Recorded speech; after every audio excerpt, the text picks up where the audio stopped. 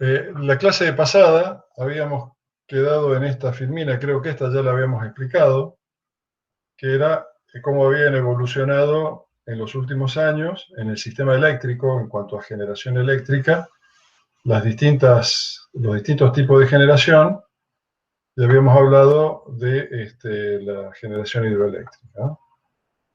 Que había sufrido un leve estancamiento. Vamos a ver ahora en la clase cuáles son los proyectos que se han hecho y están en marcha. Bueno, siguiendo con la parte eléctrica, en el año 2019, que es el último año íntegro que tenemos antes del efecto pandemia, esta es la participación de cada una de las distintas fuentes de energía, como para que ustedes tengan una noción del mercado argentino. Todo el componente térmico, o sea, generación de combustible fósil, tiene un total de casi 60%, que es la parte térmica, compuesto fuertemente por los ciclos combinados, que son turbinas térmicas a gas. Todo el esfuerzo que se está queriendo poner ahora en Vaca Muerta, entre otros motivos, es para el combustible de este grupo de centrales eléctricas. Las turbovapor, como habíamos dicho, son equipos viejos que fundamentalmente funcionan con derivados de petróleo. Turbogás, fíjense, también tiene un paquete importante, o sea, todo lo que depende de gas está en más del 50%, y dicen muy poquito porque son equipos muy puntuales. La parte hidroeléctrica es significativa, tiene de toda la torta de generación eléctrica, tiene más de un 25%, 26,4% de generación en el año 2019, y la parte nuclear 6%, y la renovable en el año 2019 tuvo un incremento importante porque entraron muchos equipos. Cuando hablamos de renovables, en realidad nos estamos refiriendo básicamente a eólica y solar, ¿no? Entraron muchos parques que estaban previstos en operación. En el 2019, en cuanto a energía no potencia, en cuanto a energía, la producción de energía eólica y solar fue un 6% del total. Y hubo un 2% de importación de los países vecinos. Las principales cuencas hidrográficas, la generación de energía en el año 2019, digamos, las principales cuencas son el Comahue, que comprende las grandes presas de Alicurá, Piedra del Águila, Chocón, y las compensadoras de Piedra del Águila, Pichipucolufú, y la compensadora de Chocón, Arroyito.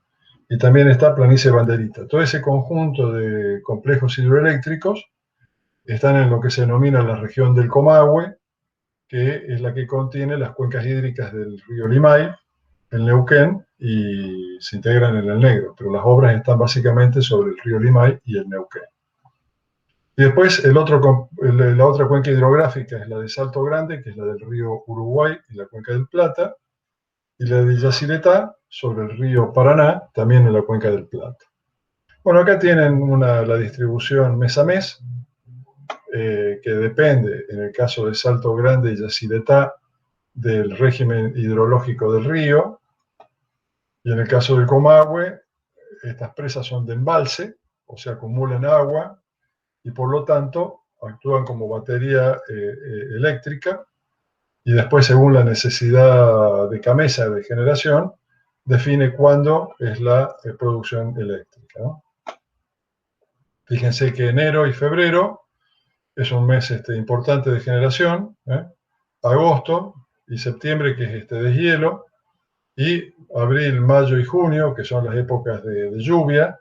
En realidad el agua se acumula en el embalse, hay un poco de generación, pero básicamente es acumulación de agua para tenerla prevista para los meses del verano, ¿no? Los meses de verano es cuando Camesa utiliza la energía de punta de Comahue para regular el sistema eléctrico. Bueno, la región del Comahue, en cuanto a energía, en el año 2019, produjo casi el 30%, todo ese conjunto de 6 represas, de 6 centrales, 6 complejos hidroeléctricos, producen el 30% de la energía hidroeléctrica del país. Yacyretá solo produjo el 45%, ¿no? Y Salto Grande un 13%. Después hay un conjunto de complejos hidroeléctricos chicos que aportan el 14% restante. Entonces, fíjense que en cuanto a generación de energía, el gran aporte que tienen Salto Grande y Yacyretá en cuanto a energía de base. Esto es muy significativo porque prácticamente el 60% es provisto por dos obras, Yacyretá y Salto Grande, que son obras sobre ríos de gran caudal. Y Comahue casi el 30% restante. Y después abajo, en la tabla de abajo, pueden ver año a año, digamos, cómo fue variando. Y esa variación, en el caso de Salto Grande y Yacyretá, tiene que ver fundamentalmente con la riqueza hídrica de cada año. Hay años, como ustedes saben, que son más ricos hidrológicamente que otros. Entonces hay más aporte de energía en estos complejos de base. Y en el Comahue puede haber un paso de energía de un año a otro en función de cómo se ha manejado el embalse. Esto que vemos acá, si bien ya tiene un tiempo, porque es de marzo del 2014, permite ilustrar cómo CAMESA distribuye la energía en el día. O sea, como habíamos visto, CAMESA, por acá tenemos esta es la planillita de hoy que vamos a ver dentro de un rato. CAMESA estudia en el día, a lo largo de las horas, instante a instante, cómo es la demanda de energía, la demanda de potencia, digamos. Y tiene que entregar máquinas generadoras, tiene que habilitar el ingreso de máquinas generadoras para satisfacer esa demanda. Entonces acá pueden ver que, por ejemplo, la base de este diagrama, que muestra en abscisa desde la 0 hora, digamos, hasta la hora 24, y en ordenada la potencia que está entregada por todas las máquinas autorizadas por CAMESA, la base está entregada por la hidroeléctrica de base, que son, como vimos, Yacyretá y Salto Grande. O sea, esta energía que vemos acá a lo largo del día, las 24 horas, es la producción de energía hidroeléctrica de Yacyretá y Salto Grande. Después, a continuación, la que está inmediatamente encima es la nuclear, que es muy poquita. En el año 2014 estaban funcionando solamente Atucha 1 y Atucha y Embalse. Ahora esto puede ser un poquito más grande porque está incorporado a Atucha 2. Después el resto, lo que se ve en color marrón, es lo que se denomina térmico spot. Después hay un pequeño térmico adicional. Y finalmente el violeta, el lila, es el hidroeléctrico de punta. Esto básicamente son las centrales del Comahue. Las centrales del Comahue, como ustedes pueden ver, son las que permiten completar la demanda. Ahora vamos a ver a qué se debe esa situación.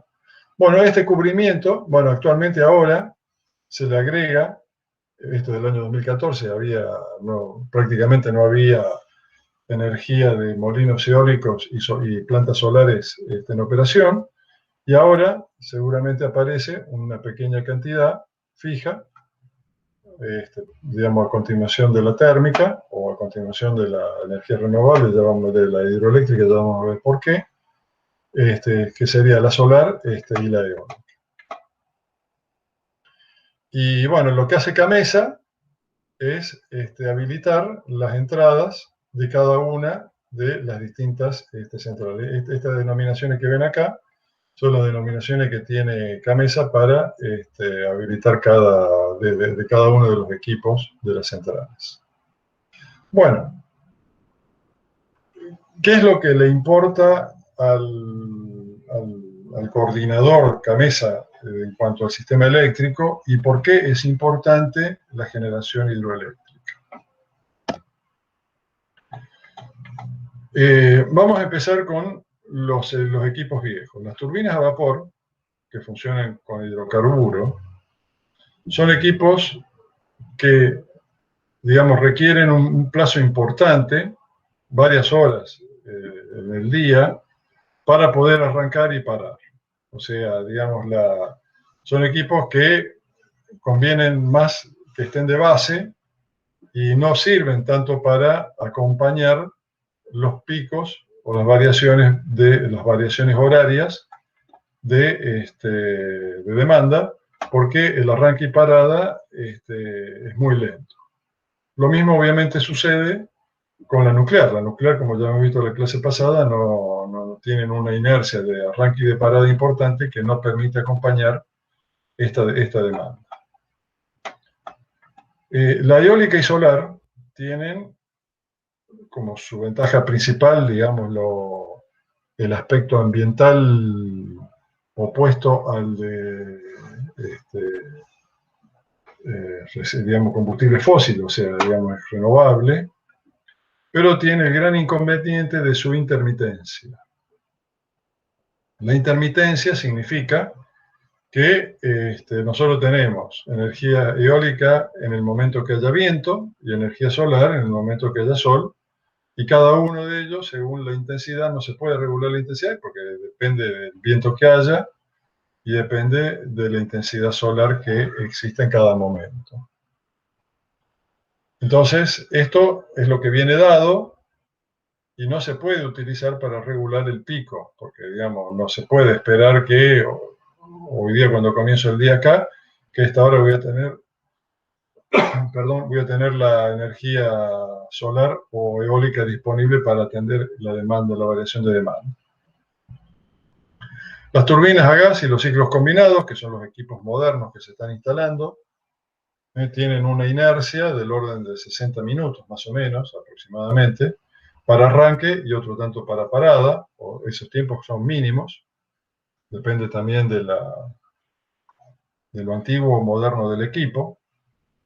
Y comienza a haber por ahora algunos equipos que se instalan de ciclos combinados de última generación, que pueden tener un arranque de 20 minutos, pero estos son equipos de costo alto porque tienen que estar todo el día encendidos, manteniendo el equipo térmico, la central en calor, o sea, teniéndola ya caliente, en espera a que CAMESA le dé la orden de inyección de electricidad.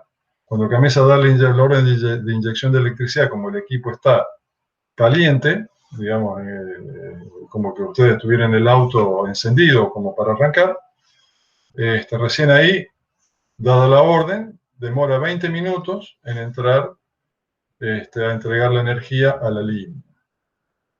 Y ese es el plazo de 20 minutos, como para poder cubrir picos, pero son equipos, digamos, de no mucho porte y de muy alto costo.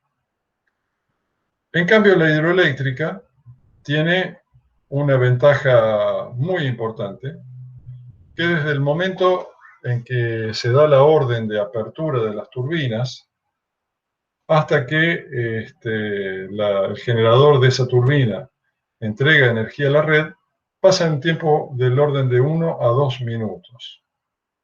Entonces es prácticamente instantánea, digamos, la inyección de energía por parte de la hidroeléctrica. Por eso las hidroeléctricas de punta, como las del Comahue, Presa Piedra del Águila, Licurá, Chocón, son centrales ideales para ir cubriendo estas variaciones de pico. Fíjense que a pesar de la mala prensa, digamos, que tiene la hidroeléctrica grande, es la que le permite a CAMESA regular finamente, digamos, la variación de demanda que existe. Otro de los objetivos de CAMESA, porque por un lado es atender la cuestión técnica, o sea, satisfacer la demanda de potencia, como vimos, ese es uno de los objetivos. El otro objetivo importante que tiene Gamesa es que eso lo tiene que lograr al menor costo posible. ¿Por qué? Obviamente por una cuestión de poder cubrir el tema de tarifa. Y ahí lo que busca Gamesa de dejar para último momento, en este cubrimiento de demanda, en este cubrimiento de la demanda, deja para último momento a los equipos más caros. Entonces los equipos más caros, que normalmente suelen ser los térmicos, llegado el caso, por ahí podemos llegar a hablar de precios, pero los equipos más caros térmicos son dejados por el final.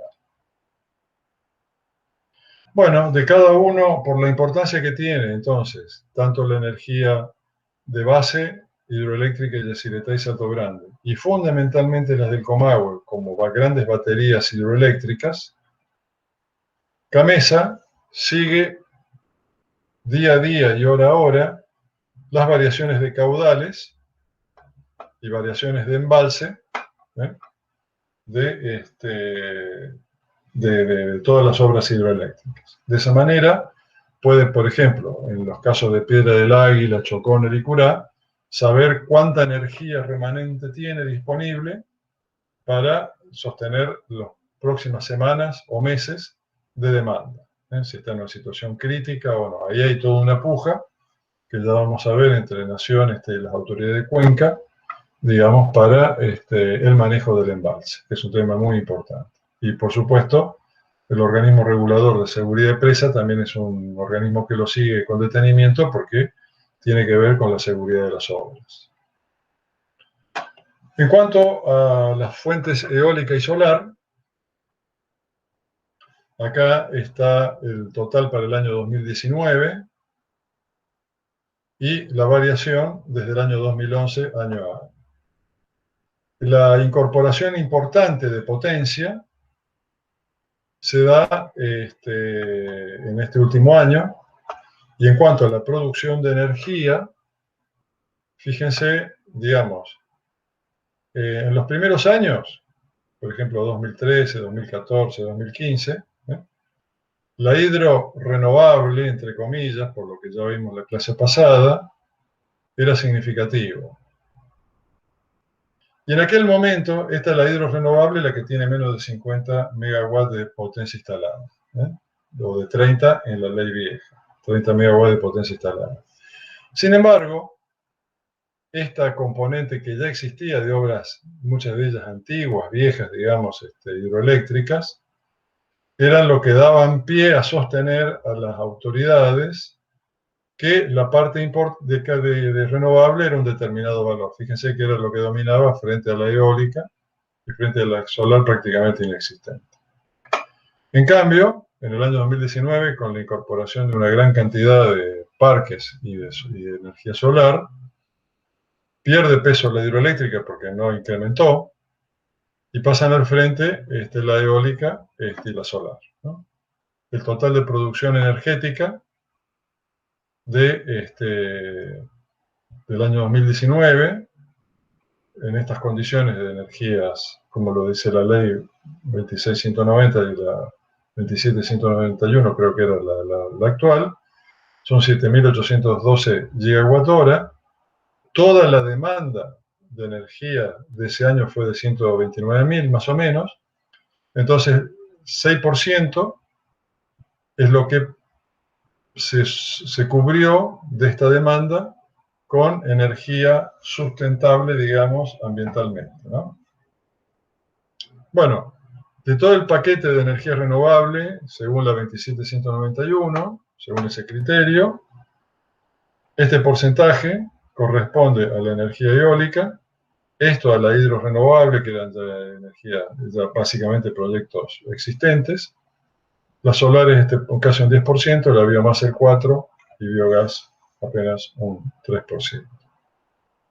Bueno, vamos a uno de los compañeros, uno de los alumnos había planteado el tema de energía renovable, lo vamos a tocar de vuelta porque creo que tiene que quedar perfectamente claro, porque hay una confusión generalizada en buena parte de la sociedad respecto de esto, incluso en algunos ámbitos profesionales también. Bueno, la ley 27191 que se sancionó no hace muchos, hace pocos años, modifica la 26190, que ya tiene un poquito más de tiempo. Este complejo normativo, en realidad es lo que se denomina un régimen de fomento nacional, para usar las fuentes renovables de energía destinadas a la producción de energía eléctrica. Entonces leamos, me voy a tomar el trabajo de leer la parte de la ley que genera la confusión esta de renovables. Esta ley, en su artículo 2, define su alcance, que es uno de los aspectos importantes de toda norma. Entonces se establece como objetivo del presente régimen, lograr una contribución de las fuentes de energía renovables hasta alcanzar el 8% del consumo de energía eléctrica nacional al 31 de diciembre de 2017. O sea, fija una meta, la ley fija una meta de que para el 31 de diciembre de 2017 el 8% de todo el consumo de energía eléctrica nacional tiene que ser cubierto con lo que se denominan fuentes renovables de energía.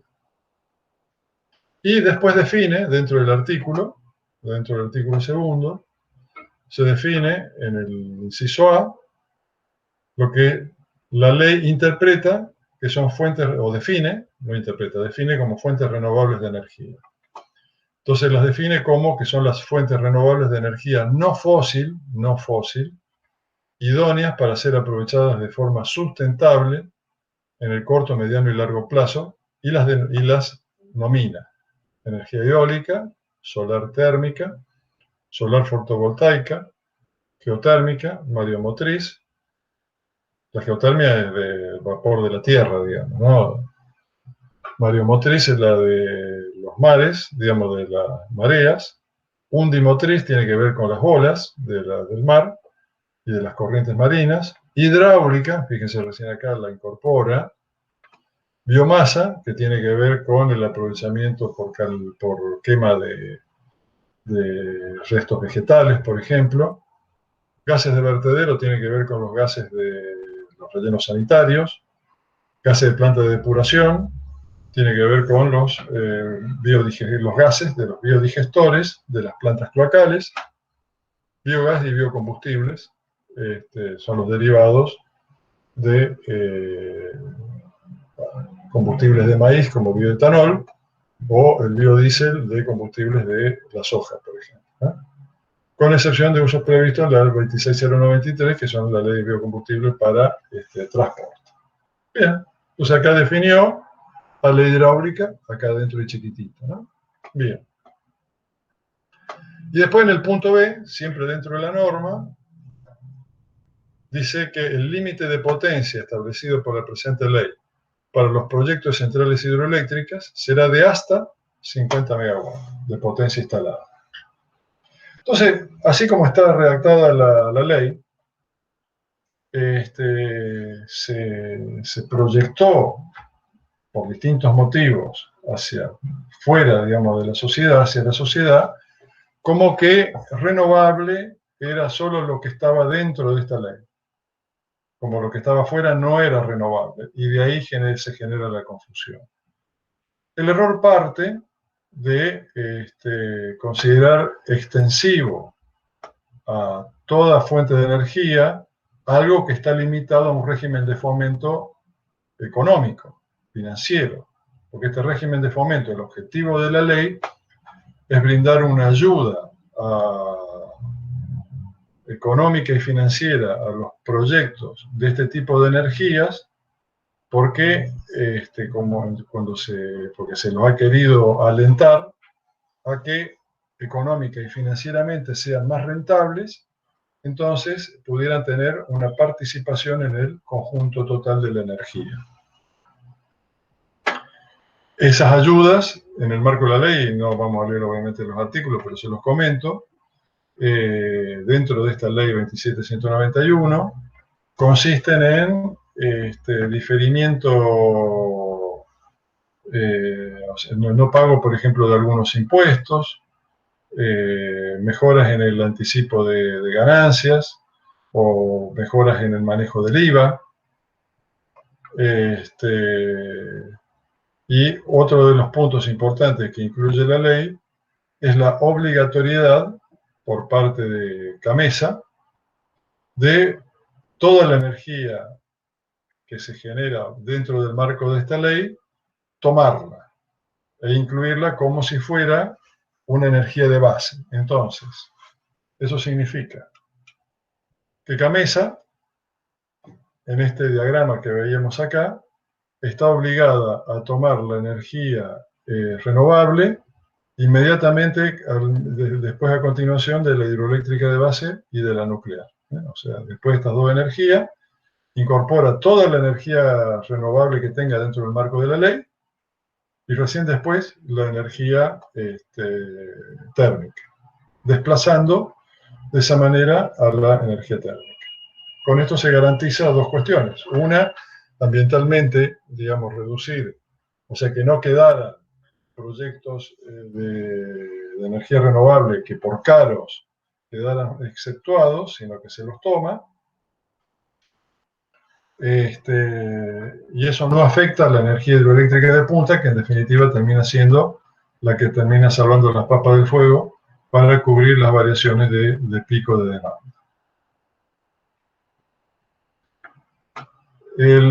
Claramente, la energía hidroeléctrica, cualquiera sea el tamaño, 50, 10 megawatts de potencia instalada, 50 o 1400 como tiene Piedra del Águila, depende del ciclo hidrológico, como decíamos, de la clase pasada. Entonces, no puede haber una definición de renovable dentro del marco de la ley en un régimen de fomento. Esto es nada más que a los fines de, digamos, de interpretación de la ley, pero no en cuanto a la cuestión de rechazo ambiental, los grandes proyectos hidroeléctricos también generan energía renovable, no reciben el fomento de la ley porque son mayores de 50 megawatts, obviamente, digamos, lo cual no está mal, obviamente, pero su energía no deja de ser renovable. En todo caso, habrá un problema ambiental que tendrá que ser abordado de otro punto de vista, pero no por eso deja de ser renovable. Con esto algunos sectores han buscado cómo quitarle un beneficio, digamos, a la energía hidroeléctrica. Esto sería un equivalente absurdo, digamos, equivalente de es como si por ley se quisiera abolir la ley de gravedad. O sea, una ley que diga, deróguese la ley de gravedad, por más que se la logre sancionar, al otro día vamos a seguir pegado al suelo igual que siempre, ¿no? Bueno, con esto de lo renovable es exactamente igual, por más que la ley de 2791 diga que energía, digamos, la energía hidráulica solamente la de menos de 50 es renovable, bueno, al otro día el ciclo hidrológico va a seguir siendo el mismo de siempre. Bueno, en cuanto a energías renovables, una de sus características es la intermitencia, y como intermitencia tenemos, bueno, cuánta energía es entregada en el día. Acá tenemos un gráfico, que estoy mostrando, donde se ve a lo largo de las horas del día, de las 0 hasta las 24, cómo fue entregándose energía el 5 de abril de 2021. Este es el gráfico del 5 de abril de 2021, recientemente, con toda la mayor cantidad de equipos funcionando, y pueden ver que la variación amarilla es la energía solar. Obviamente arrancó a las 8 de la mañana, alcanzó su valor máximo de ese día, y después a la tardecita, hasta las 19 que se pone el sol, bajó. ¿No? La energía eólica tiene la variación esta que estoy mostrando acá, y esa variación tiene que ver en los distintos parques que hay en el país, según el viento, digamos, que hay en cada instante. Esta fue la generación de energía y es la que CAMESA toma e incorpora al sistema eléctrico nacional. Y después la hidroeléctrica, el azul, es la hidroeléctrica de base, digamos, de los distintos proyectos de menos de 50 megawatts, y la verdecita son bioenergías que son de plantas térmicas de BIOS, digamos. Y después esto que ven acá son los factores de carga. Ahora vamos a ver qué es el factor de carga. Y fíjense a lo largo del año, ¿no? Por ejemplo, el año 2020, cómo varió en la provincia de Buenos Aires los renovables, los distintos proyectos eólicos que ha habido. Fíjense que hay una variación del 40 al 60%, ¿no? Según los meses. Algunos meses tienen más, otros meses tienen menos. Y así dentro de los días también hay días más y días menos, ¿no? El noroeste, los eólicos del noroeste también tienen una variación distinta. Y los fotovoltaicos también tienen variaciones significativas a lo largo del tiempo. Y de año a año también cambian, ¿no? Por supuesto, porque dependen de factores climáticos.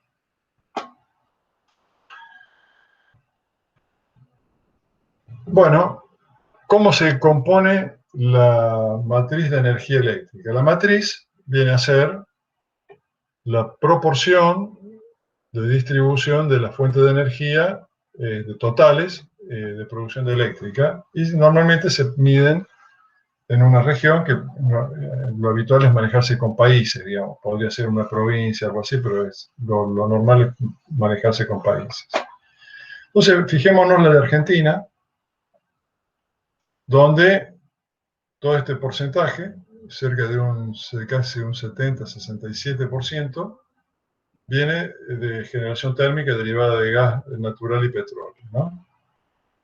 La hidroeléctrica un 29%, la nuclear 4 o 5%, ahora la renovable es un poco mayor porque vimos que era un 6%, ¿no? Estas son gráficos del año 2012, pero fíjense el peso de los hidrocarburos, gas natural y petróleo, ¿no? La de Brasil, un país vecino, fíjense una composición totalmente distinta. Brasil tiene el 86% de su energía eléctrica, de toda la energía eléctrica de Brasil, viene de la hidroelectricidad, un 10% del gas y del petróleo, algo de nuclear, un poco de carbón y algo más de renovable que nosotros en proporción. Y el mundo en su conjunto, fíjense que tenemos un 26%, 25-26% de gas natural y petróleo. La componente nuclear es importante, mucho más importante que las fracciones nuestras. Hidroeléctrica 16% y carbón. Fíjense el carbón un 37%. O sea, el mundo, Estados Unidos, China, Canadá, incluso Alemania todavía hoy día, buena parte de su generación eléctrica está basada en el uso de carbón. Lo cual es el peor de los contaminantes en términos ambientales, ¿no? Por eso en estos países hay un fuerte énfasis en reducir lo más que puedan esto para cumplir las metas de efecto de reducción de dióxido de carbono. Y Brasil, por otro lado, ha hecho una apuesta muy fuerte hace muchas décadas, la viene sosteniendo, de aprovechar su gran disponibilidad de recursos hídricos para generar plantas.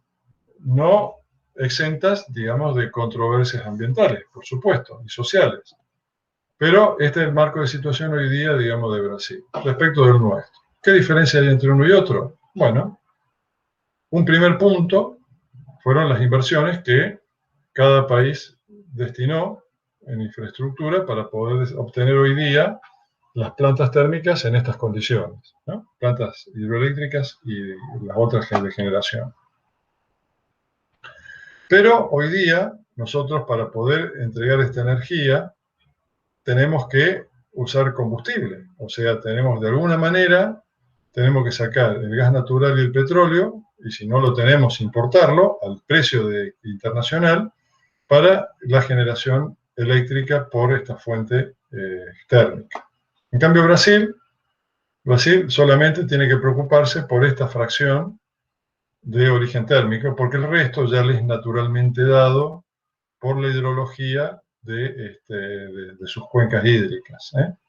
Entonces, lo primero que diferencia uno de otro es la disponibilidad, digamos, del combustible y su costo, que nosotros tenemos de alguna manera que trasladarlo a tarifa, con todo el conflicto que eso nos representa, y Brasil tiene una situación distinta.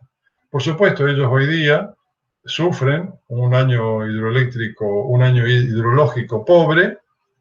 Bueno, ha generado recientemente algunas complicaciones en Brasil.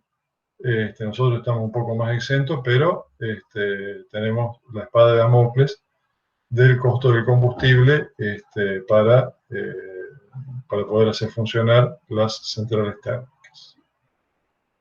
Bueno, hay un pequeño intercambio de energía entre los países cada vez se vinculan más eléctricamente, de tal manera que hay un mercado de importación y de exportación. A veces nosotros importamos y a veces exportamos energía.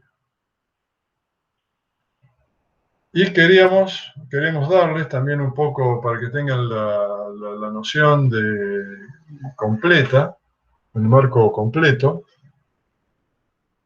Cuando se habla de energía, todo lo que hemos hablado de energía hasta ahora es energía eléctrica. Todo esto es energía eléctrica, ¿no? Pero en el país, porque nos vamos a concentrar ahora en el país, la energía no es solamente eléctrica, sino que cuando se habla de energía a nivel nacional, se incluye toda la energía que se utiliza. La energía para el transporte, la energía para la industria, para el agro, etcétera, etcétera. Cuando sumamos el total de energía, la eléctrica y demás, nos encontramos con que el 85% de toda la energía del país, estos son datos del año 2019, del Balance Energético Nacional de la Secretaría de Energía de Nación, el 85% de toda la energía proviene de los hidrocarburos, con el 30% de petróleo, 31% de petróleo y 55% de gas natural. Fíjense, todo esto, fuente de hidrocarburos, el 85%. En el año 2019 se necesitó el 85% de esto para satisfacer la demanda de energía eléctrica, transporte, combustibles y otras. Hubo una pequeña parte de carbón. Fíjense, la hidroeléctrica, la hidráulica, fue un 4%. Aceite y alcoholes vegetales, un 3%, casi tanto como la hidráulica. ¿Qué es este de aceite y alcoholes vegetales? Este aceite y alcoholes vegetales es todo el complejo agroindustrial de la Pampa Húmeda y de la zona de Tucumán, que invirtió el complejo maicero y sojero y de caña de azúcar para la producción de biocombustibles, bioetanol de caña de azúcar, bioetanol de maíz, y biodiesel de soja principalmente, que se vuelcan al mercado automotor de transporte,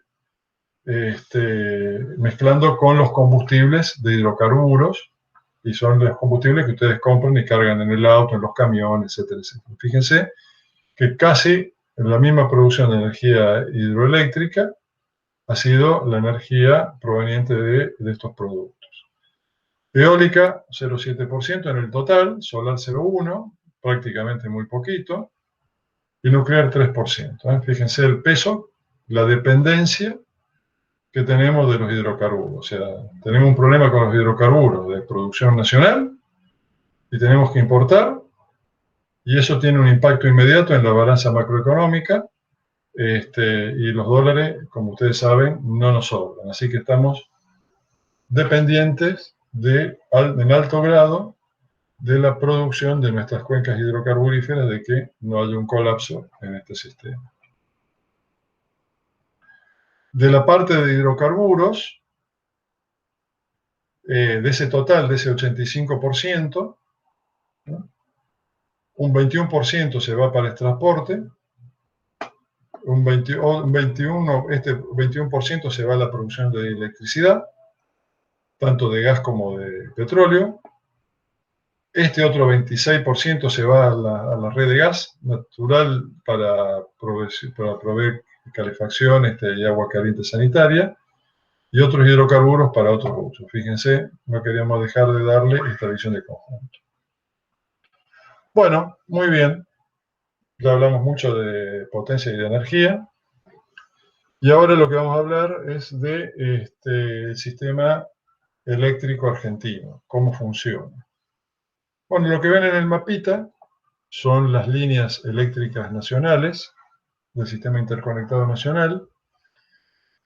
El sistema no tiene mucho tiempo. En la década de los 90, en el año 92, 93 más o menos, se produce la gran transformación del sistema eléctrico.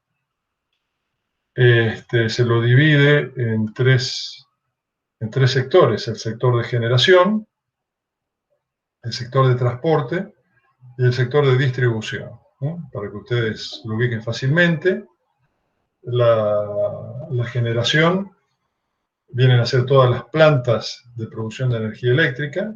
Piedra del Águila entra en el esquema de generación, Salto Grande y Yacyretá, Central Costanera, que es una central térmica, cualquier parque eólico y solar, entran en este paquete de generación. Acá están Piedra del Águila, Evisa, que es la comercializadora la comercializadora de Yacyretá y Salto Grande, PEC, la empresa provincial de Córdoba, NASA, Núcleo Eléctrica Argentina, la que manejaba las centrales nucleares, Geneia es un productor de energía eólica, Hidroeléctrica El Chocón, Duke Energy en su momento existía, digamos, como la operadora de unas centrales del Comahue. Esto es generación. Después había se produjo la división de otro sector, que es el sector de transporte, que es que desde las plantas hidroeléctricas de generación llevan la energía eléctrica hasta los centros de consumo. Todas estas líneas que vemos acá son las líneas de transmisión de distintos voltajes, en general 500 kilovolts o más.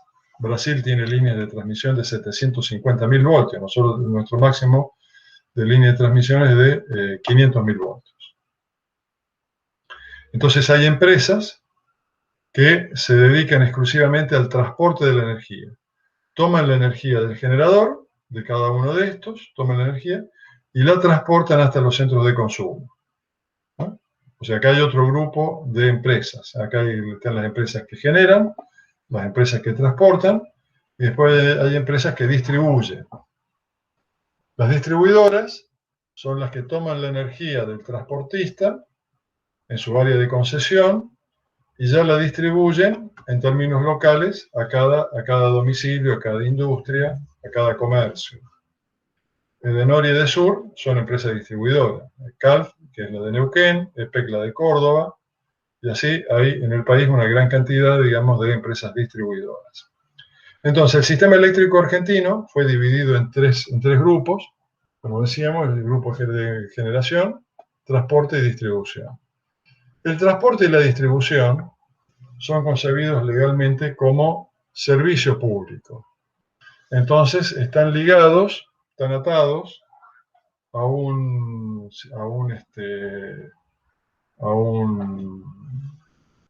una concesión.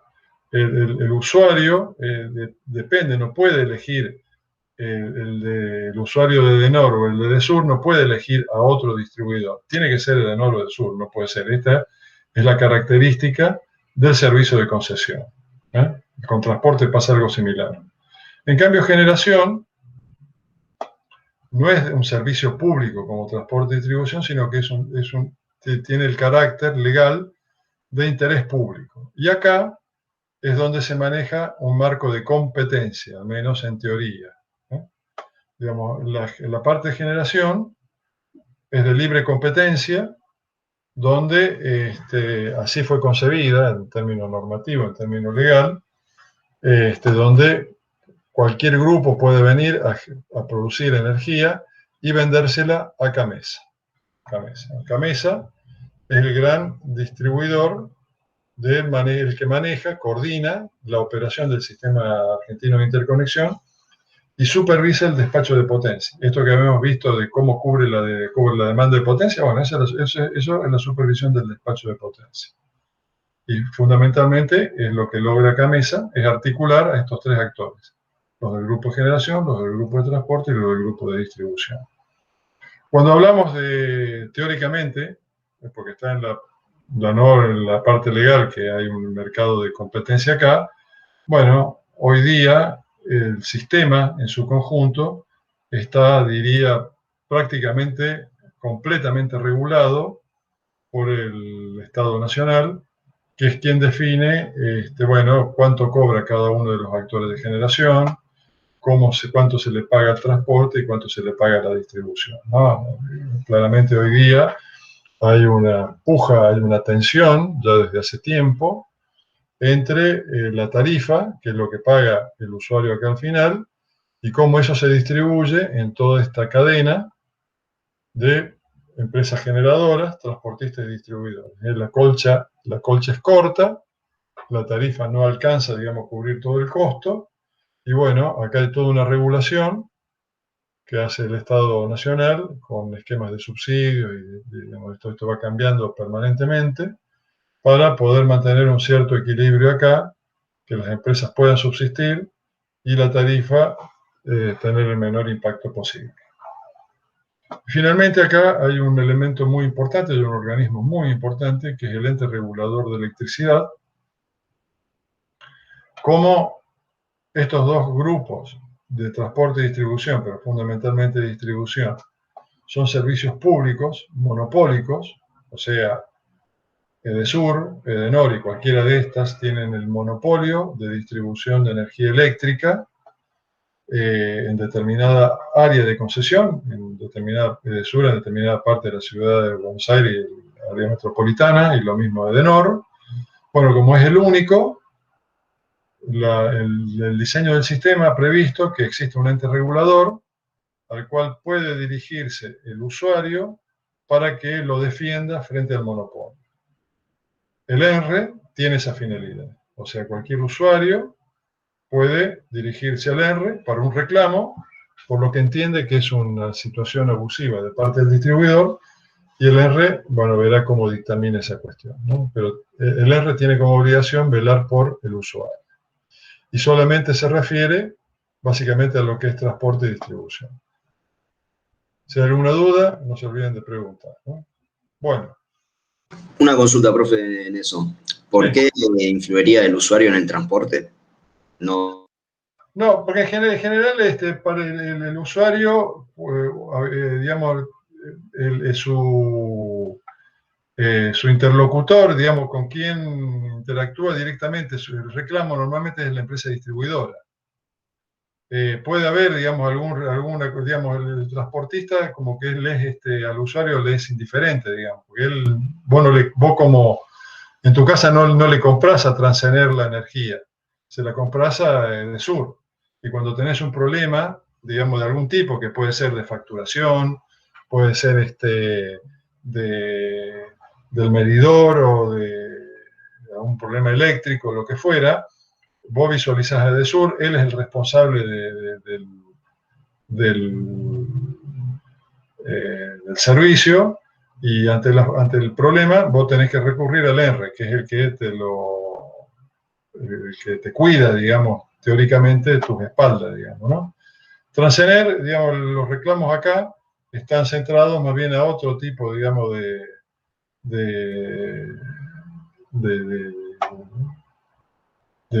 situaciones. Hay algo que no hemos comentado, que son los grandes usuarios, por ejemplo, ¿no? Los usuarios industriales de grandes consumos tienen la posibilidad de puentear a Edesur y Edenor y de contratar directamente con el transportista. Esa situación se da muy puntualmente. Entonces puede ser que ante un problema, digamos, de esos grandes usuarios con el tema del transporte, sí recurran al ENRE como servicio público, digamos. Pero serían casos muy especiales, digamos. No sé si está contestada la pregunta. Perfecto, profe. Ok. Bueno, eficiencia y ahorro energético. Queríamos un poco hacer la diferencia entre uno y otro. Eficiencia tiene que ver con lograr la misma calidad, digamos, lograr una reducción de consumo con la misma calidad de prestación del servicio. Sería el caso donde, por ejemplo, reemplazamos la lamparita, digamos, incandescente por la lamparita de bajo consumo, y en teoría tenemos la misma luminosidad, la misma iluminación de una equivalente con la otra. Y hay una baja de consumo, digamos, por el uso de la lamparita de bajo consumo. En el caso de nuestro país, con este cambio normativo que hubo hace algunos años atrás, de reemplazar todas las bombitas incandescentes, la prohibición de usarla y pasar a las lámparas de bajo consumo, ese ahorro por eficiencia lumínica, energética, significó ahorrarnos la energía equivalente a Tucha 1 y embalse. Digamos, ese ahorro de infraestructura y de costo lo solventa en realidad cada uno de los millones de hogares que han puesto la plata para los cambios de la lamparita de una a otra. Esa es la cuestión. Algo similar ocurre con los pilotos de los calefones a gas, que ahora los equipos nuevos, si ustedes van a comprar un calefón, ya no viene con el piloto que está encendido las 24 horas, sino que está encendido con un piloto automático, que cuando ustedes abren la canilla se enciende, digamos, ¿no? Ahí se ahorra esta llama. Por ejemplo, digamos, en un conocido, digamos, que tiene una casa que la tenía deshabitada y tenía un termotanque a gas, de eso de 200 litros, de 120 litros, un termotanque de los comunes. Simplemente, digamos, el termotanque solo, el mes pasado le vino una factura de 500 pesos. O sea que simplemente tener el piloto encendido, sin uso, nada más que para mantener térmicamente, digamos, porque el termotanque, digamos, significa una pérdida de energía, digamos, se le va por el costado, aunque sea muy buena la aislación térmica, algo va a perder, y cuando se enfría, se enciende, entonces ahí hay toda una pérdida de energía. Los equipos nuevos automáticos significan una mejora importante energética. Ahorro energético es cuando nosotros bajamos, reducimos el consumo con una pérdida de calidad, ¿no? O sea, en vez de tener 3 lámparas encendidas en la misma habitación, tengo 2, es porque me estoy contentando con menor luminosidad. Esa, entre comillas, reducción de calidad de vida es a consecuencia de lo que es ahorro energético. Por eso queremos diferenciar eficiencia, de mantener la misma prestación, de ahorro, reducir la prestación en cuanto al uso energético. Factor de planta.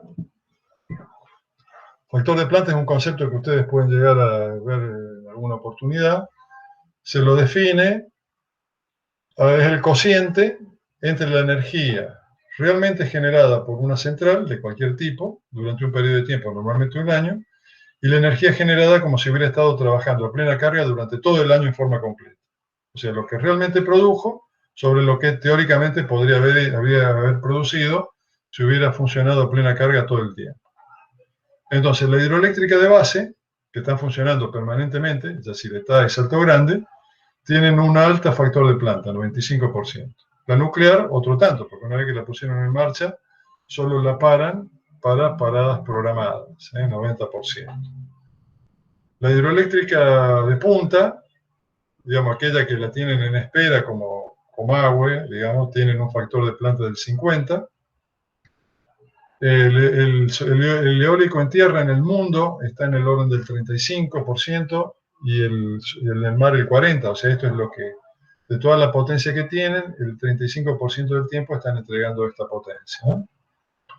En Argentina, dada la calidad de vientos que tenemos, estos valores son un poquito mayores. Están en Argentina, en tierra, las plantas actuales están en un 45%, pueden alcanzar un 50%. Tenemos muy buena disponibilidad.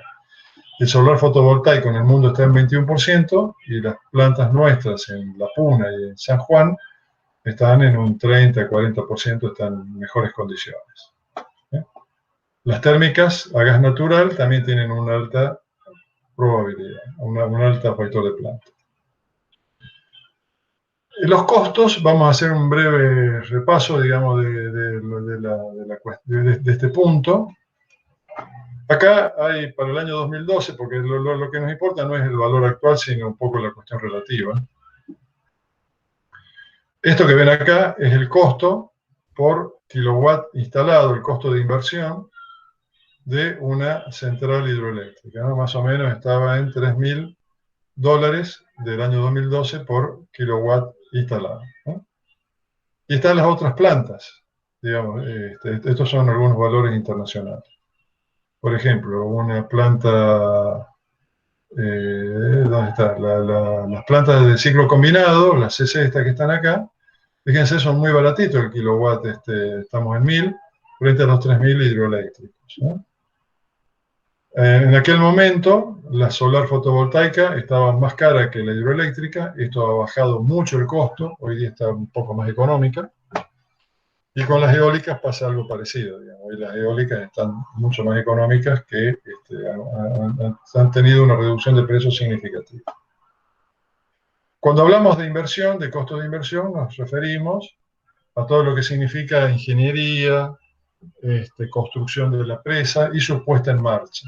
Hasta ese momento, toda esa inversión es lo que en aquel momento se consideraba más o menos $3.000 el kilowatt de potencia instalada. Pero cuando vamos a la parte de operación, si nosotros consideramos el componente total, esto pareciera, y es la ecuación que en su momento hizo el amigo Cavallo, digamos, en la época de los 90. Dijo, pero acá los muchachos, digamos, de agua y energía y de Hidronor vienen y me dicen que tienen que instalar todas estas centrales hidroeléctricas para tener esta potencia. Pero yo puedo traer estas centrales térmicas a gas. Fíjense lo que me ahorro. Bueno, esta fue la ecuación que básicamente gobernó en los 90, por la cual se produjo esta reducción hidroeléctrica en beneficio de toda esta producción de ciclo combinado que está acá, que veíamos la semana pasada. Ahora, esa realidad efectiva, en términos de costo de inversión, se da con esta otra realidad en términos de costo de operación y mantenimiento, o sea, después en el momento de operar la planta y de producir la energía. La central a gas tiene un determinado costo de inversión, ¿no?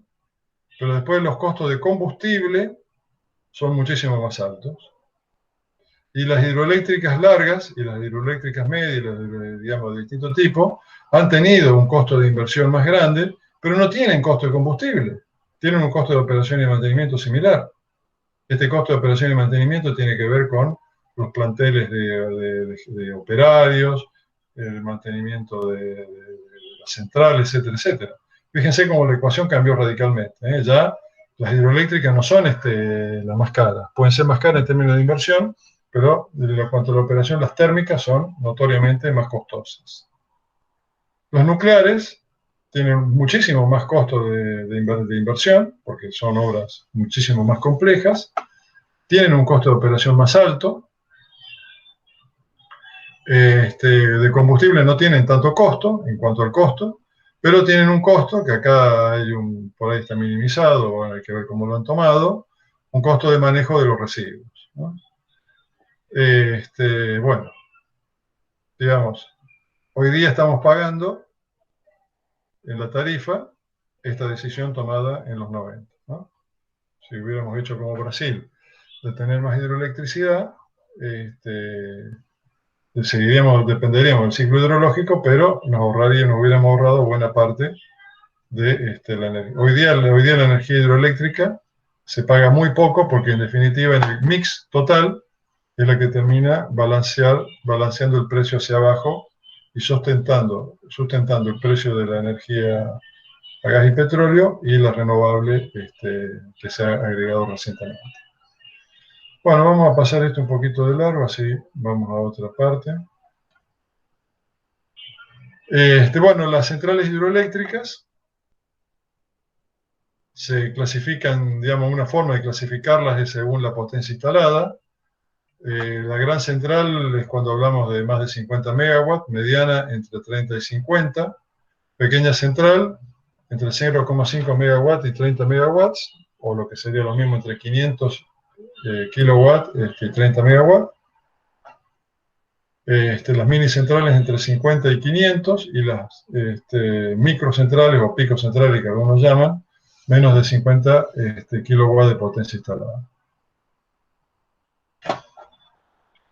Las instituciones encargadas de decidir, ejecutar y controlar proyectos hidroeléctricos. Esto un poco, la idea de presentárselo es para que ustedes tengan el panorama de hoy día quiénes están con los proyectos hidroeléctricos. En el pasado reciente, estos organismos han dejado de existir, antes de la década del 90, antes de este cambio que mencionábamos recién del sistema eléctrico.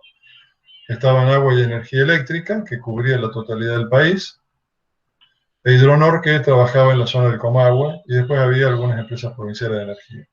Estas empresas eran las que en aquel momento diseñaban y llevaban adelante las construcciones de las represas hidroeléctricas. En la actualidad, eso está a cargo de la Secretaría de Energía de Nación, en alguna parte, y también la Subsecretaría de Recursos Hídricos de Nación en otra, digamos. Hoy día ya no me acuerdo cuál de las dos represas del sur, creo que las tiene la Secretaría de Energía de Nación, ¿verdad, Facu? Sí, la comanda Secretaría de Energía. Con el Secretaría de Energía, ¿no? A través de IEASA. Bien, perfecto. Y a veces, digamos, algunas represas las manejaba la Subsecretaría de Recursos Hídricos. Ahí hay un manejo entre las dos subsecretarías. Y IEASA, que es Integración Energética Argentina S.A., es la empresa que se formó de la unión de dos empresas nacionales que son ENARSA y EVISA. Esta empresa, hoy día, es una empresa de energía y desarrolla en su componente de EVISA proyectos hidroeléctricos, tiene varios en estudio y en desarrollo, y sobre todo comercializa la energía que producen Yacyretá y Salto Grande. Después están las empresas provinciales de energía y autoridad de recursos hídricos, como CEREPEC, Empresa Provincial de Energía de Neuquén. Estas son empresas de EPEC y los mismos Misiones también manejan algunos embalses y están en condiciones de poder licitar y construir obras hidroeléctricas. Hay empresas provinciales específicas en manejo hidroeléctrico, como la empresa Hidro de Neuquén, que intenta emular un poco lo que fue en su momento Hidronor, de una alta capacidad técnica. Hay autoridades de cuenca, la Autoridad Interjurisdiccional de Cuenca del Comahue, COREBE, la Comisión del Río Bermejo, COIRCO, la del Río Colorado, por ejemplo, que también estudian o tienen en carpeta distintos proyectos hidroeléctricos. Y después está la ORSEP, que es el Organismo Regulador de Seguridad de Presas, que es el organismo que todas las presas de concesión y de otras que se fueron agregando en estos últimos 10, 20, 30 años, se encarga de hacer el seguimiento de seguridad técnica de la presa en su conjunto. Así que estos son sitios, digamos, que ustedes pueden tener de referencia como espacios públicos de trabajo. Después están algunas empresas privadas y demás. Y las consultoras, por supuesto. Bueno, las centrales hidroeléctricas existentes, este es el listado, y acá están ubicadas. Y en este listado lo que hemos querido ponerle es la denominación, la provincia, el río involucrado, y la potencia instalada y la generación de energía media anual que produce. El total de esto, lo corro para que se vea un poquito mejor, todas las represas del país hoy día, más o menos, tienen una potencia instalada de 10.000 megawatts. Esto es lo que tiene disponible CAMESA para entregar al sistema, y la generación de energía en el año, de esos 130 y pico mil que habíamos visto que era el año 2019, 42, 43 mil pueden ser provistos por la hidroelectricidad. Acá lo que se ve es cómo se fue incorporando históricamente la hidroelectricidad en el país. El gráfico de arriba es la potencia instalada, cómo fue variando en el tiempo, y en el gráfico de abajo la energía entregada por cada proyecto. Entonces, hasta 1970 más o menos, 1960, la producción de energía hidroeléctrica era muy poquita, prácticamente inexistente. Era, en términos locales, eran proyectos chicos, provinciales. En 1960, a mediados de 1960, se produce un gran apagón en Buenos Aires, que duró varios meses por una falla de la central de Puerto, central de Puerto, y eso disparó a tratar de buscarle una solución. En ese momento había otra empresa que manejaba el sistema eléctrico, digamos, ¿no? Bueno, eso dio pie a la construcción de Chocón. Todo este tiempo fue lo que demandó ajustar el proyecto de Chocón, que era para riego, a generación hidroeléctrica, y acá, en 1970, un poquito más, 1971, entra en operación Chocón. Acá hay una gran inyección de energía. Después, en el 78, digamos, se incorpora Salto Grande, y Planicie, el 50% de Salto Grande, porque el otro 50% es de Uruguay, y Planicie Banderita, y Futaleufú, el otro Salto. Alicurá, a fines de los 96, Río Grande, que es un complejo muy interesante en Córdoba, Piedra del Águila en el 92, y el 50% de Yacyretá en el 96 más o menos, porque el otro 50% de Paraguay. Fíjense el incremento notorio que hubo, digamos, hasta mediados de los 90. Y después prácticamente se amesetó. Para tener una referencia en cuanto a potencia instalada, Atucha 2, la gran central nuclear argentina, tiene esta rayita, es la potencia instalada, o sea, la hidroelectricidad, digamos, todos estos proyectos hidroeléctricos fueron aportes significativos a la potencia instalada del país. Y esto en cuanto a energía, lo mismo. Lo que se ve acá es lo que veíamos recién. Acá hubo el cambio de política energética, nacional, integral, es decir, no apostamos, dejamos de apostar a la hidroelectricidad y nos vamos hacia el ciclo combinado y los hidrocarburos, y esto se ve claramente acá. Ahora se ha retomado esa senda, digamos, no con la misma intensidad, porque ahora hay otros desafíos, digamos, que vencer, digamos, no solo técnicos, que no son tan problemáticos, porque la parte técnica siempre es salvable, sino los desafíos ahora son ambientales y son sociales, vencer la resistencia social para la aprobación de los proyectos. A pesar de eso, digamos, en el país hay toda una serie de proyectos en carpeta, y las que están, digamos, en lo que se denomina centrales hidroeléctricas priorizadas son la Néstor Kirchner y Zepernik, que antes se llamaban Cóndor Cliff La Barrancosa, que están en Santa Cruz, que están actualmente en construcción. Chigüido 1 es un proyecto terminado en Neuquén, que está varias veces licitado, pero todavía hay problemas de financiamiento. Garabí y Panamí son dos proyectos importantes sobre el río Uruguay. Blancos 1 y Blancos 2 en Mendoza, Portezuelo del Viento en Mendoza, una obra que ya tendría que haber salido, y que, bueno, por conflictos entre La Pampa y Mendoza, está ahí, pero Mendoza estaba en condiciones ya de licitar, estaría ya iniciándose la construcción de esta obra. Todo este paquete de obras, digamos, tiene una potencia instalada de 4.100 megawatts y una generación de energía de 15.000 megawatts de potencia. Y a largo plazo, están previstas todas estas obras que están acá, ¿no? Todas estas obras en general tienen un anteproyecto o algún nivel de desarrollo ya efectuado, por medio del cual se ha podido realizar evaluaciones de costos, estimaciones de producción de energía, como para hacer una priorización, incluso, digamos, de tipo ambiental, primaria, para ver qué proyectos puede ser más viable que otros. Y esta otra potencia instalada a largo plazo, estamos hablando de 6.000 megawatts de potencia instalada y 21.000 de gigawatts de hora de energía. En síntesis, la situación actual hidroeléctrica: nosotros tenemos en el país producción hidroeléctrica, plantas instaladas hidroeléctricas por 10.000 megawatts y producimos 42.000 gigawatts de energía.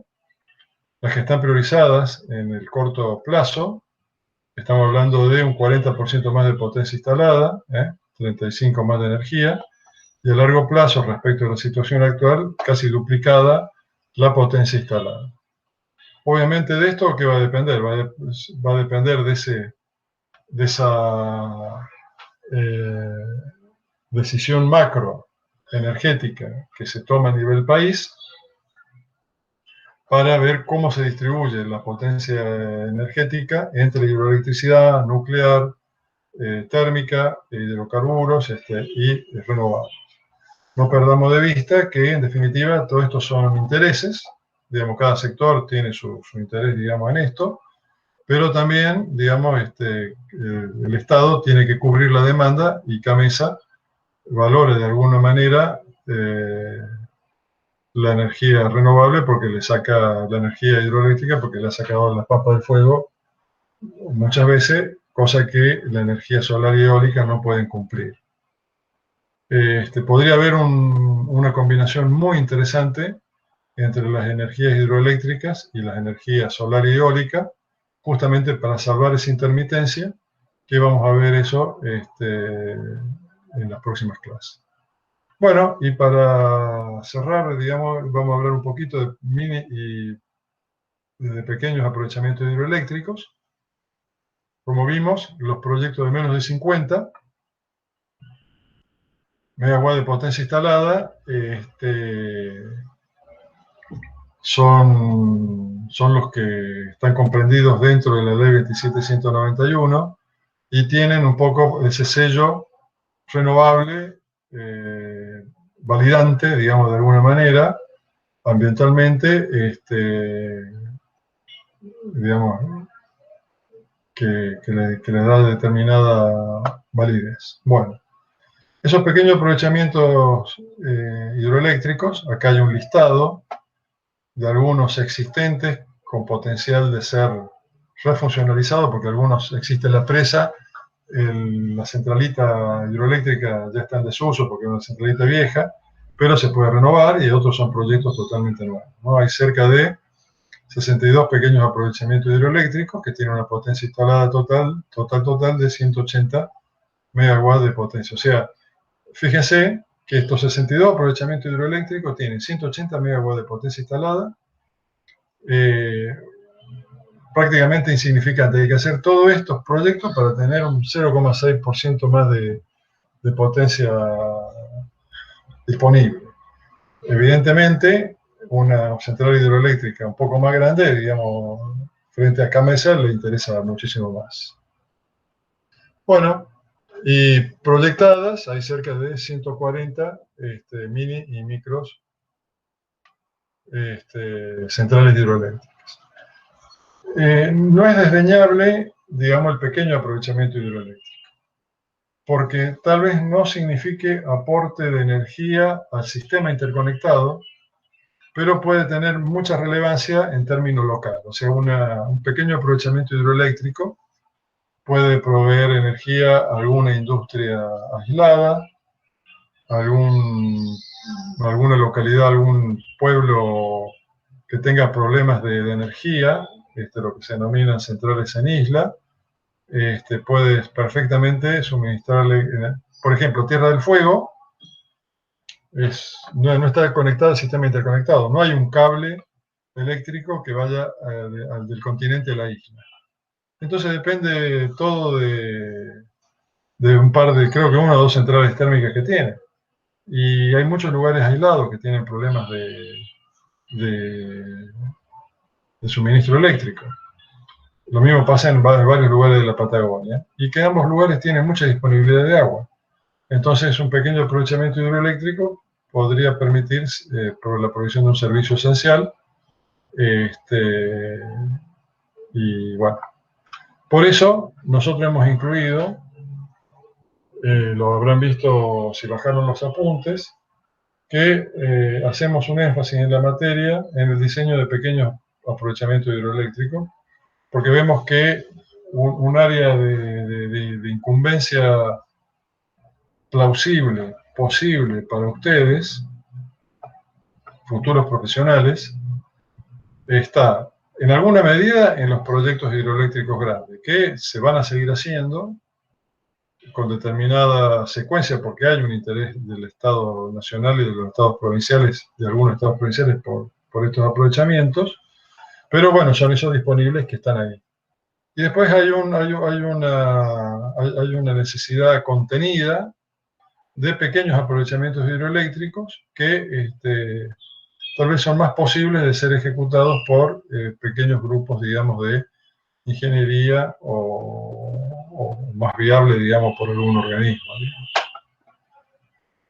Bueno, hasta acá llegamos.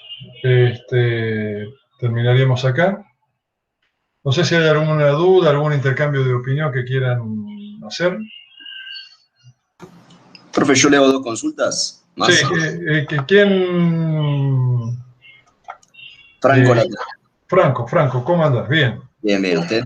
Sí, dale nomás, pregunta. Sí, la primera era, usted habló de la evolución histórica de la potencia hidroeléctrica en Argentina. Mundialmente, o sea, globalmente, ¿en qué año arrancó? Es decir, ¿hubo alguna época más como célebre para esta tecnología? ¿Siguió algo similar a Argentina o cómo fue eso? ¿Vos te referís en el mundo? Bueno, no, globalmente se puede decir que la hidroelectricidad en realidad comienza, digamos, su derrotero cuando Edison, digamos, pone en marcha su famosa lamparita. Ahí se produce, digamos, una necesidad, digamos, creo que fue en Nueva York, no sé cuál de las dos ciudades, si Nueva York o Washington, creo que era Nueva York, que Edison hace un tendido de red eléctrica que era con fuente continua, digamos, con corriente continua. Y Tesla, que era otro que le hacía competencia, era con corriente alterna. Bueno, en esa competencia, en esos años, surgió la necesidad de, para alimentar todo eso, quién producía la energía eléctrica. Y ahí nace una de las primeras, digamos, centrales hidroeléctricas grandes, que era la del Niágara. A partir de ahí, y el desarrollo de toda la electricidad, se dispara en el mundo la parte eléctrica de a poco, digamos, ¿no? Llega el momento en que, digamos, estamos hablando de la década del 1930, 1940, con la Gran Depresión. Ahí Roosevelt hace un poco la ejecución de grandes obras, ahí cuando aparece Gran Culí, que es una de las grandes presas que está en el estado, creo que de Texas, si no me equivoco, cerca de Las Vegas. No sé si Las Vegas está en Texas, la verdad no lo tengo claro, pero Gran Culí es, digamos, la gran presa hidroeléctrica de Estados Unidos que provee electricidad a Las Vegas. Bueno, eso se desarrolla en todo el mundo, en todos los países, cada uno va desarrollando sus proyectos hidroeléctricos. En algún momento nace la ICOL. La ICOL, vamos a ver qué es lo que es el Organismo Internacional de Grandes Presas. Y bueno, viene el gran avance de las presas en los países desarrollados. Hoy día los países desarrollados prácticamente no tienen recursos hídricos grandes, porque casi todos los tienen explotados. En cambio, los países en desarrollo o subdesarrollado tienen una altísima disponibilidad de recursos hídricos. Digamos, en el mundo hay una alta disponibilidad. El otro día leía que en el Tíbet se está previendo hacer una presa más grande que las Tres Gargantas, que es la más grande que tiene China, que la va a hacer China, digamos. Y se está armando toda una polémica alrededor de eso desde el punto de vista ambiental. O sea, hay enorme disponibilidad en el mundo de espacios para explotación de recursos hidroeléctricos. Profe, ¿Sí? ¿la represa hidroeléctrica Tres Cascadas todavía no está, Tres Gargantas no está todavía? Sí, Tres Gargantas está terminada, está plenamente en operación. De hecho, muchos de los ingenieros que trabajaron y de los técnicos y operarios que trabajaron en Piedra del Águila fueron después a trabajar a Tres Gargantas, porque es una presa también una presa de gravedad grande, digamos. Una presa de gravedad de hormigón. Pero Tres Gargantas está terminada. La que me refería es una que quieren construir en el Tíbet, que estiman su tamaño en producción de potencia de 2 a 3 veces las Tres Gargantas. Pero, es la nueva que están queriendo construir. La nueva que están queriendo construir. Pero al margen de eso, que son los iconos grandes, hay una gran cantidad de proyectos hidroeléctricos en los países en desarrollo, y después hay toda una reformulación de proyectos hidroeléctricos existentes en adecuaciones ambientales, en mejora. O sea, no es que un proyecto hidroeléctrico terminado, listo, ya está, no hay más nada. Digamos, hay muchísima ingeniería hidroeléctrica que se desarrolla en los proyectos existentes, en la operación y en el mantenimiento de lo existente.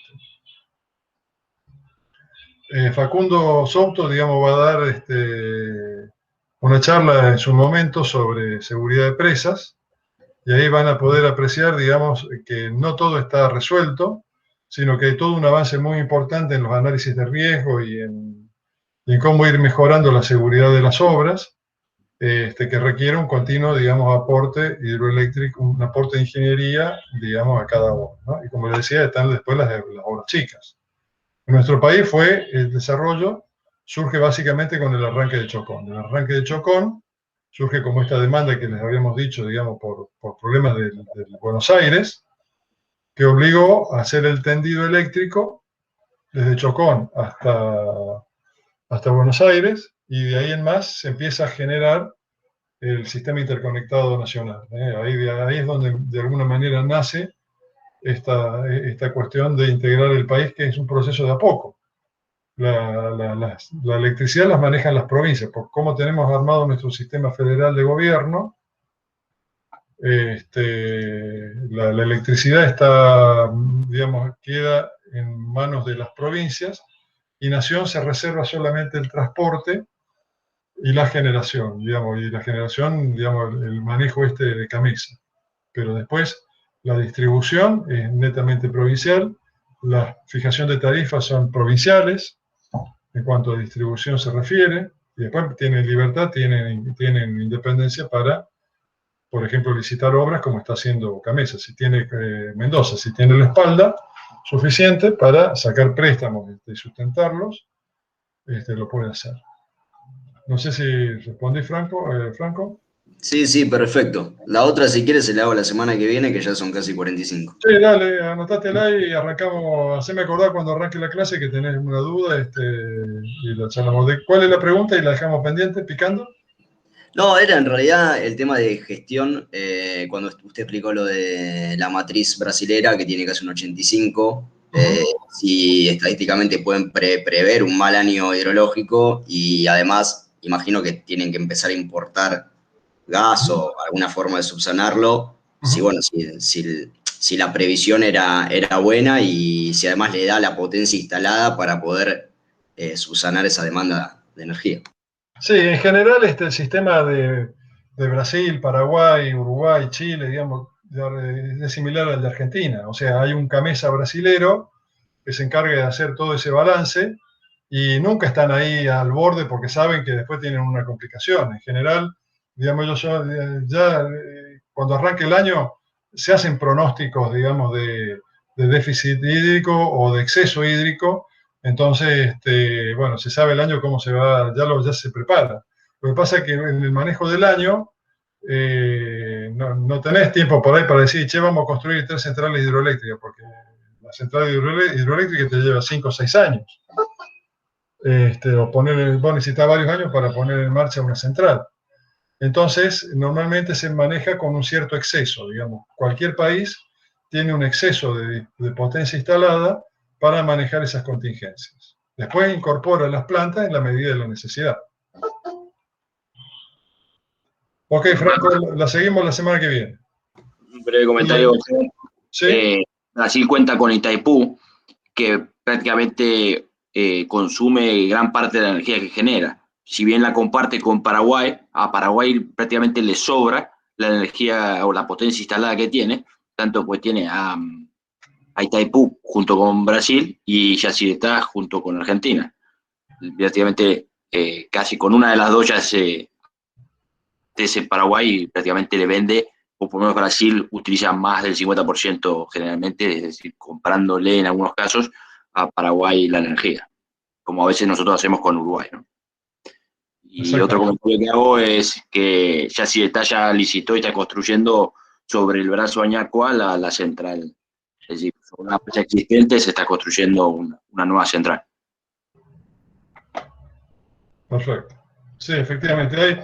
Cada vez hay una mayor integración de países, por suerte, afortunadamente, y hay una coordinación que no se ve en términos eléctricos y en cuanto a disponibilidades, que, bueno, permite zafar determinadas instancias. Bueno, muchas gracias a los alumnos de Represa Hidroeléctrica, nos veremos la semana que viene.